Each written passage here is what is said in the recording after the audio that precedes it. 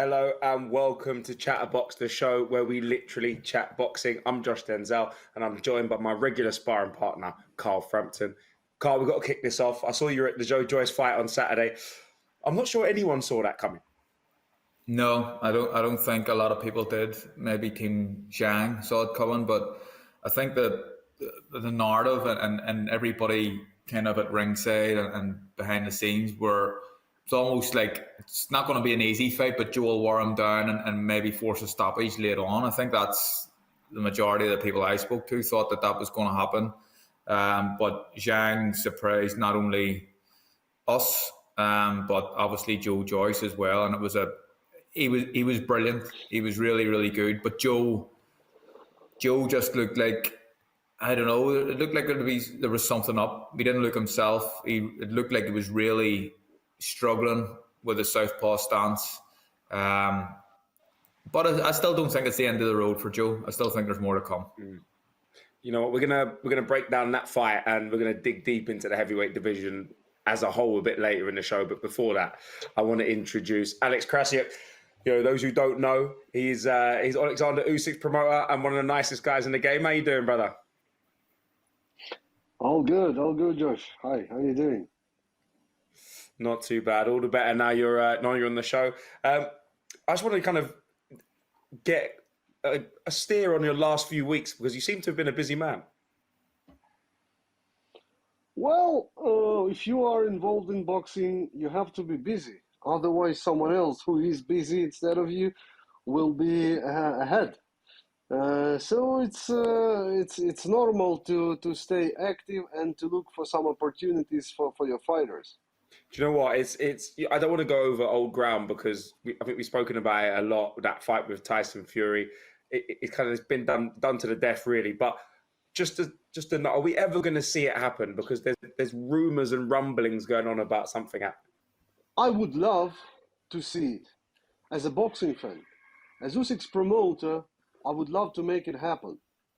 As just a normal Ukrainian, I would love my compatriot to become the undisputed champion in the second weight division. So it's from our side, it's only plus. We know that Tyson Fury is a complex personality, and it's probably not a surprise for anyone. And we can see it on his behavior within last probably 7 or 10 years. Yes, he is the champion. Yes, he has the right to do things that he wants to do. But at the end of the day, he is a professional boxer, and his main assignment is to perform for the boxing fans. So that is why I think if this fight does not take place, that would be one of the biggest mistakes that Tyson Fury could ever make in professional boxing career. There was a time when they met face to face in the ring, and there was all the kind of histrionics, and they were screaming at each other and at each other that I thought they'd fight each other for free. Let's take a look at when they first met. Me and you're getting it, little sucker, rabbit! I'm going to write you off. I already done one Ukrainian Klitschko, didn't I? And I'll do you as well, gappy teeth. You ugly little man! You ugly little man!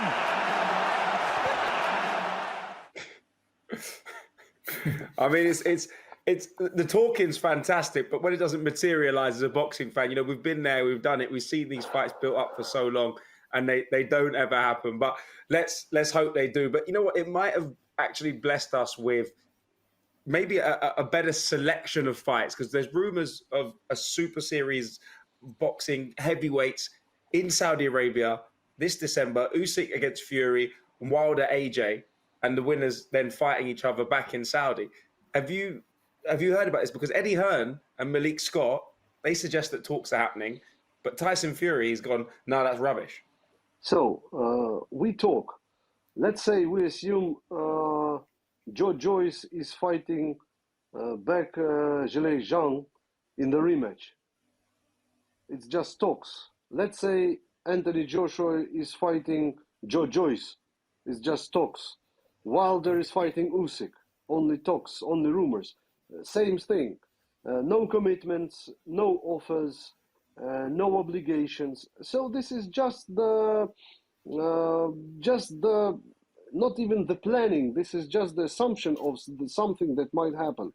Of course, that level of boxing night would be something absolutely extraordinary, something that never happened before.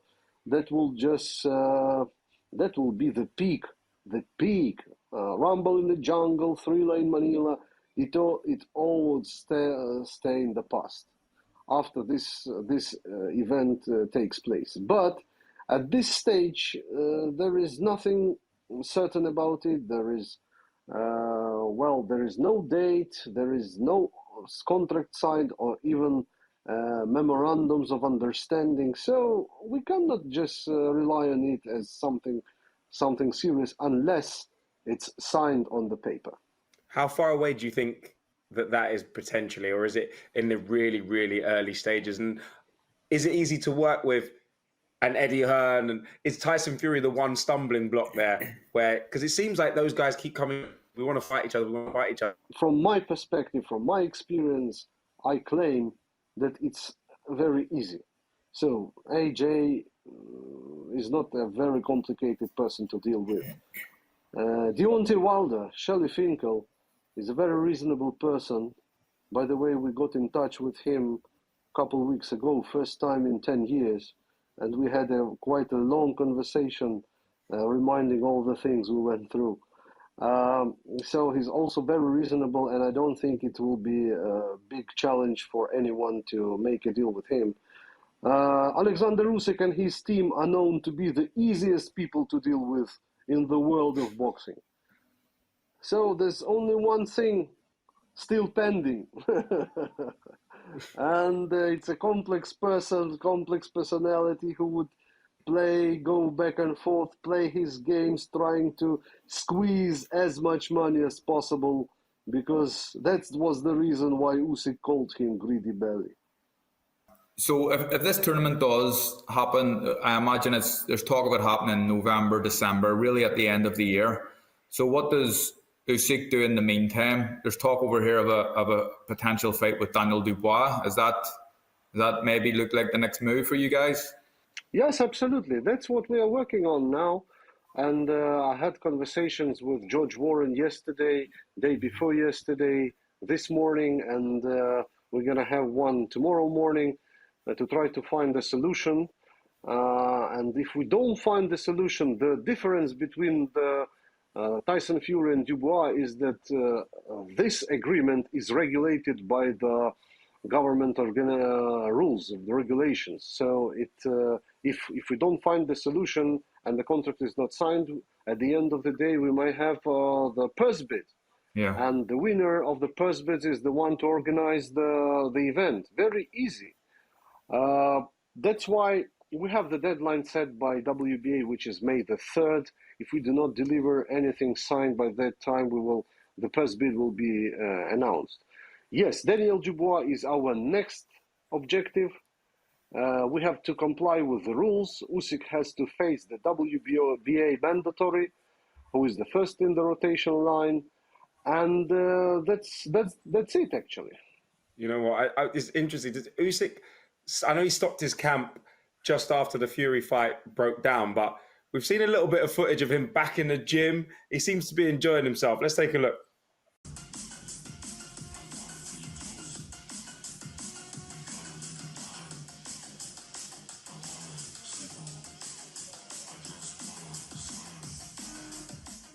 Now I know why he moves so well in the ring.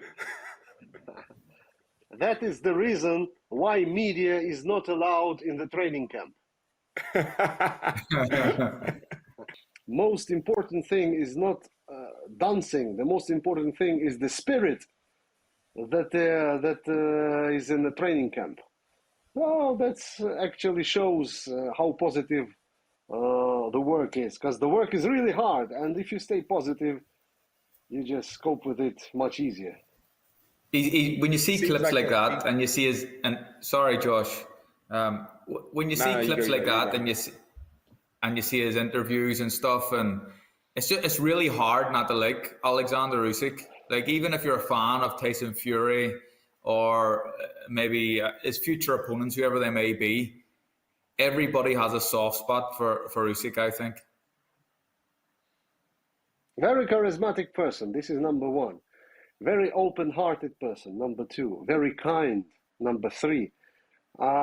Whatever he thinks is what he say. What he says is what is actually in his mind. He's not playing. He's not trying to cheat anyone. He is who he is, like a very simple person, very close to the earth, walking, stepping on the earth, not flying in the sky. You can't do anything but love this guy. No doubt. Now, we touched a little bit on that potential Dubois fight. We're going to be looking at the heavyweight landscape, as well as looking back to Joyce versus Zhang, and accessing the whole kind of heavyweight division as well. So we'll see you in part two. Thanks for coming on.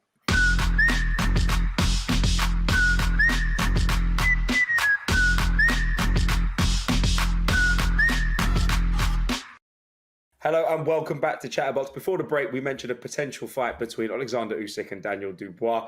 Alex, how are talks progressing with that one? We are working, we are putting our efforts to make it happen.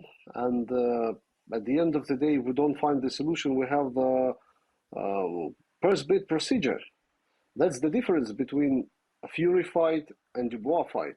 With Fury, there is no procedure. With Dubois, there is very strict and very simple. If we don't make a deal, we go for the first bid. Whoever wins is the one who stages the fight. If that does come into effect and a purse bid has to happen and Team Usyk win the purse bid, where does the fight take place? According to the purse bid, you have to put at least 3 dates and 3 possible locations. So if I was to bid this evening or this afternoon, I would say Middle East, Poland, and the UK. Poland would be really interesting. Obviously, we know the relationship between the Polish and the Ukrainian people, and a lot of Ukrainians fleeing to Poland from the war and what's going on there. So I think that would be a really interesting place for the fight to take place. Yes, I agree with you completely, and we will work with our partners in Poland. We will try to work out the possibility of staging that fight there. So this will be one of the options we will look at. Ukrainian fans, they love to travel and they really support their fighters. Even at the AJ fight in Saudi, the second fight, it was, I think the arena was split almost 50-50 between UK fans and Ukrainian fans. They do get behind their fighters, don't they? Well, I wouldn't say there were too many Ukrainians. There were just people from Saudi and from Middle East who love Usyk and who support him. But you are completely right. The venue was split like 50-50 between those two guys. Carl, you're open and honest, and you know your boxing. Can you see Dubois posing any problems for Usyk? It's hard. It's hard to make an argument for Dubois winning. I think what he does have is he's a big puncher. It's clear to see he can punch very hard, and he's a big athletic man, and he'll be a lot bigger than Usyk.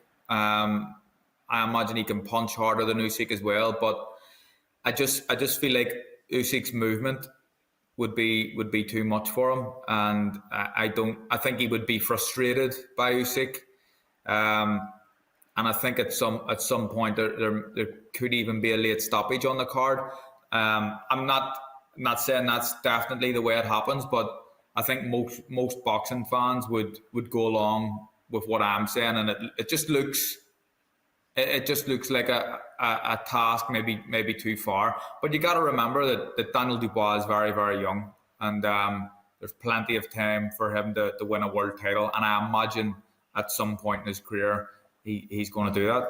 You know, with Daniel, he had an explosive start to his career. I think everyone enjoyed watching those, first round, second round, third round knockouts. But it was derailed slightly after he suffered that horrific eye injury in the defeat to Joyce, which obviously kept him out of the ring for quite a while. We can actually take a look at that now.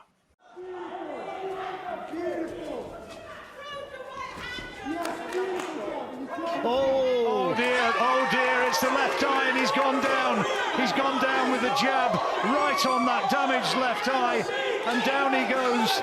And it could be that it's all over right here. He's had enough, he doesn't want any more.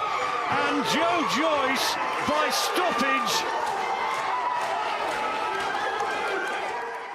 Carl, you said he took the knee.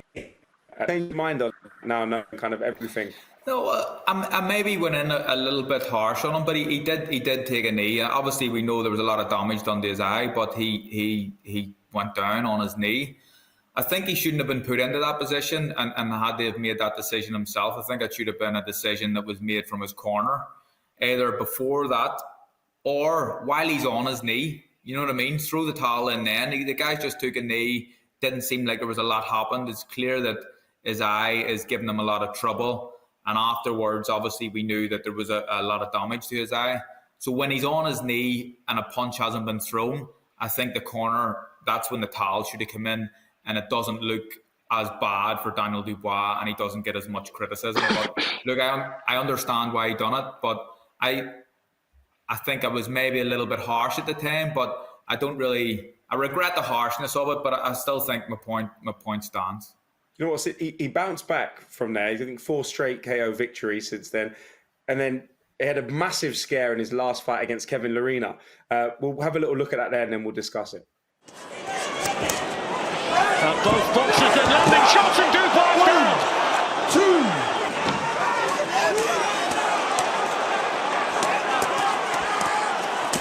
Dubois lands a crunching left hook in there. Yeah, great uppercut as well. Lorena's going. 1, 2. Howard Foster stops it.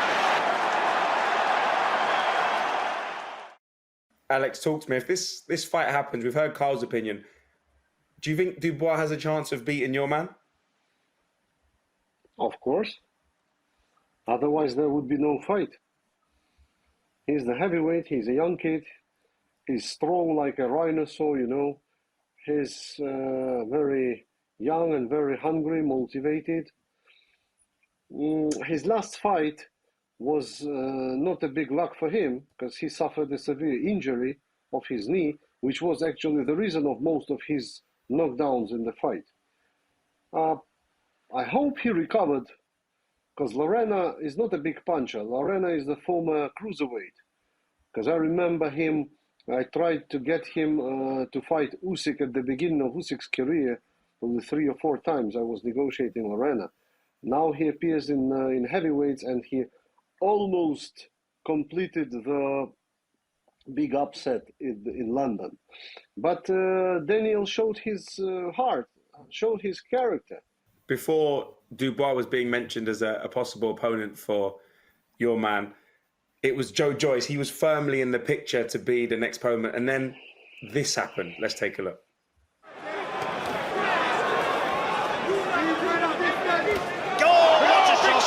Big shot from Zhang. Joyce in trouble.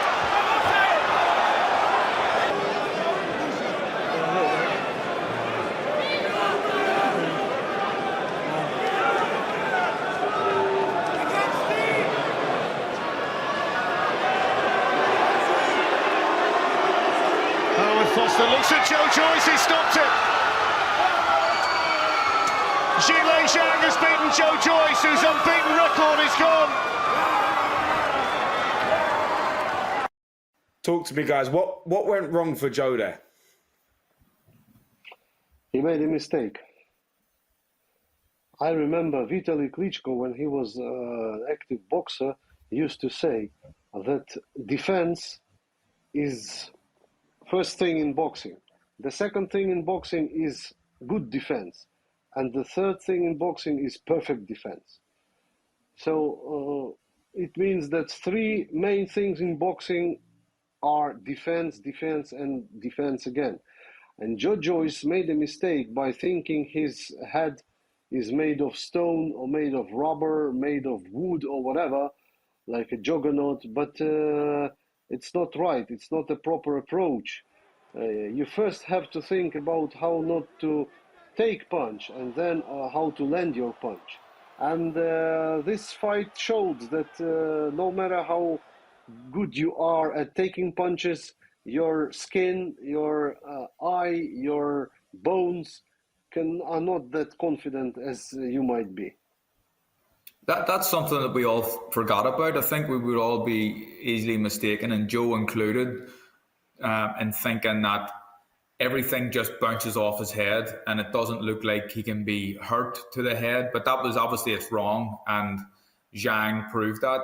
But something we never thought about was when Joe gets hit so often, what happens if he gets cut? What happens if his eye swells up and he can still take the shots? But what happens if these things? And it's something that we all kind of overlooked. But he get hit so clean against Zhang. And at times he looked lost. He looked like he didn't know how to handle a southpaw. And then you've got to kind of think. Obviously, he was maybe trying to prepare for a future fight with Usyk and a future fight with Fury. But when you see in hindsight how badly he dealt with a southpaw, I imagine that was happening in his camp as well, training with southpaws. So why was this match made? You know, you got to look at the matchmaker going, well, who decided to put Joe in with this big punching southpaw? And it's clear that he has issues with them.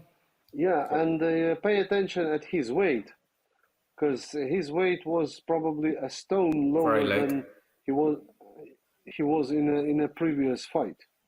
Interesting. Alex, pleasure to have you on as always. Very interesting chat. That's all we've got time for. That's the end of part 2. But in part 3, we're going to be joined by the world-renowned fight sports broadcaster Ariel Helwani, who'll delve deeper into the heavyweight division and, of course, talk about some of the other big fights on the horizon.